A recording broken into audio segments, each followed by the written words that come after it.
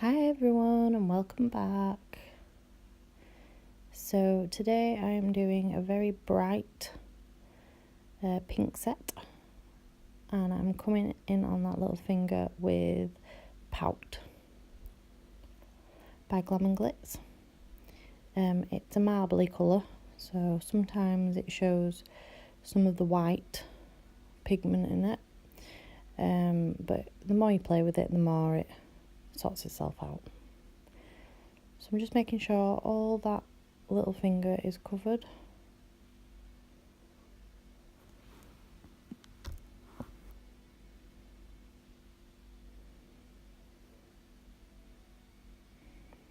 Please excuse my disgusting nails.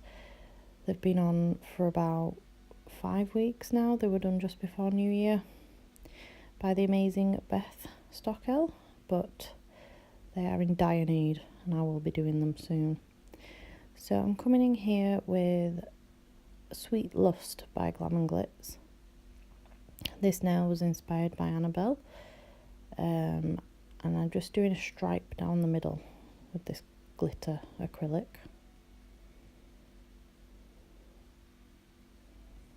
All Glam and Glitz are purchased by at Nails by Annabelle, along with my Kiara Sky base and my Kiara Sky top coat.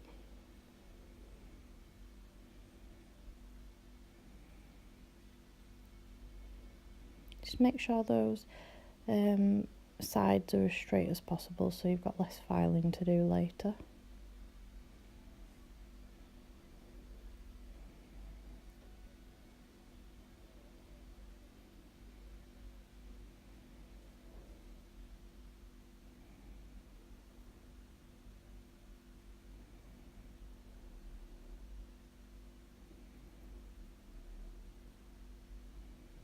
And then come over the top with that with your clear. My clear of choice is Crystal Glass by CJP. It is by far my favourite clear. I use CJP for all my core acrylic work, and Glam and Glitz mainly for all my coloured acrylics.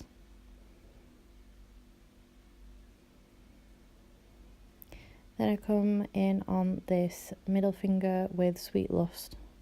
I'll just give it a wash of clear first. My client had fake tan under her nails, by the way, so that's why they're so dirty looking underneath. Then I come in and do a full nail of Sweet Lust, which this was my first time using it, and I absolutely love it. I think it's going to be really popular in the summer months.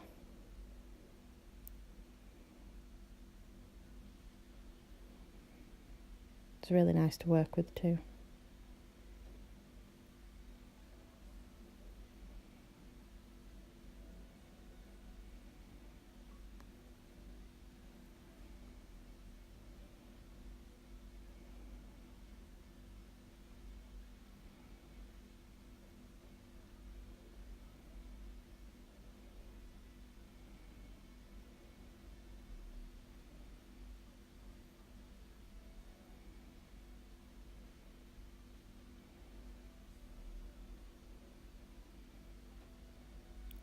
Then on this finger, it is another full finger of Pout.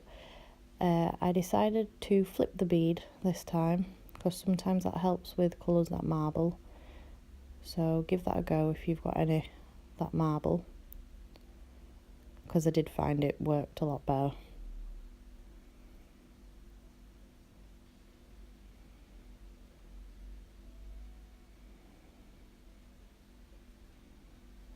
The pinky and the index are going to have stamping on at the end, that's why they're just plain Janes at the minute.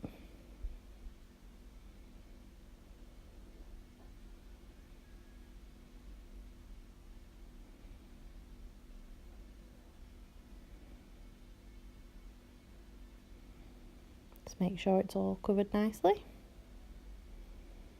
Then onto the thumb, which which again, coming with that Pout, forgot to flip the bead. The colour is much better if the bead is flipped. As you can see, it's a little paler. Then I flip the bead and it's quite a bit darker. So it definitely helps to flip the bead with this colour. So if you have Pout at home, remember that. All coloured acrylics are trial and error. They all work differently. They all have the flaws and their bonuses. For me, I love Glam and Glits because it's so pigmented, and I just love how thin you can work to get your design. So I come in with Sweet Lust and do like a glitter fade down on the thumb. And this is where it gets, come in now with my file, refine those edges. Sorry, I'm really tired tonight, as you can probably tell. I've had 2 birthdays, my eldest son's birthday and my youngest son's birthday. He just turned 1 yesterday, so both of them in 3 days, so it's been a long week. So this was my first time trying this design, and I didn't do a great job of it, but I don't think it was too bad for my first attempt. So I'm going in with Pout down the sides, just sort of filling in those gaps, doing my best to not blob it everywhere. It doesn't matter if you go over that middle bit, because you file that and to reveal the design, just like you do with colour blocking and smile lines. It's the same thing really, just different shapes. So I'm hoping to give this particular design another couple of goes, and hopefully it'll come to me a bit more naturally once I've had a practice at it. Annabelle makes all her designs look so easy. So just make sure it's all covered and nice, all level.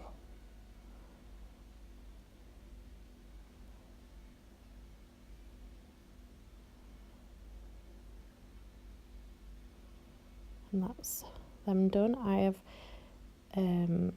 capped them all in clear acrylic with CJP crystal glass, and then I filed them all, and I'm just coming in and stamping the ring finger and the index finger with a Born Pretty plate. It's just a floral one, and my client picked some roses. I'm using Moyu white stamping polish and Moyu stamper. So now I'm coming in and doing a 3D rose with Snow White by CJP. I'll admit I have struggled to pick up 3D, but I feel like since Christmas I've definitely got the hang of it. I'm still not the best, not by any stretch, but I do feel like I'm getting there now with it. So these are my roses. They're not brilliant, but they don't look like baby cabbages anymore, so I feel like I'm getting somewhere. So you just sort of come in, do some moon shapes and wait for it to set a little, and then flatten it out. Use the belly of your brush, push it outwards. I'm not very good at describing 3D because I don't really know what I'm doing. No, I do really. Well, I try to. Just keep going round and doing that, creating all the petals of the rose. Always make sure the tip of your brush is on the inside and you push it out with the belly.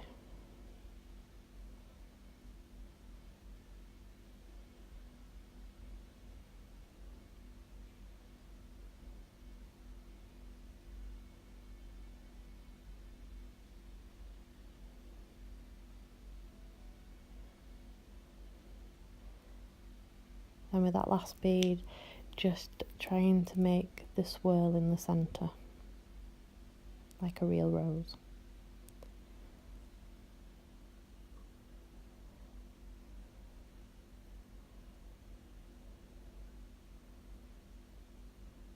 Then I'm doing a leaf.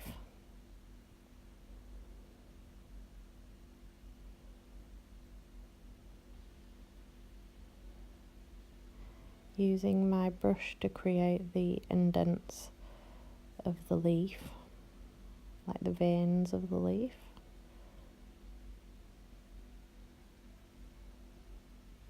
Just shaping it nicely so it actually looks like a leaf.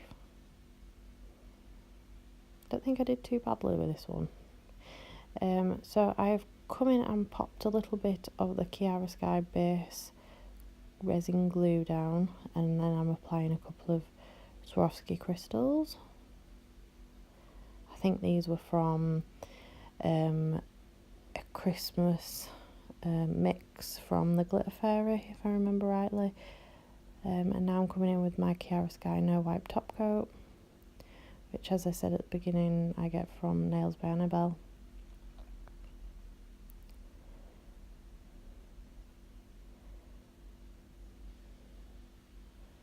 Just top coating all these nicely with a generous helping of top coat so they're nice and shiny. I mean, you can see on my thumb, I mean, don't look too closely because they really need doing, but you can see that my nails are still shiny on my thumb where I haven't scratched it off when filing other people's. And I mean, these have been on since before New Year, and Beth used the same top coat I'm using, so it is brilliant. With the rose and crystals, go round, don't ever go over. So that is the finished design. I hope you like them, and I will see you again very soon for another video. Bye.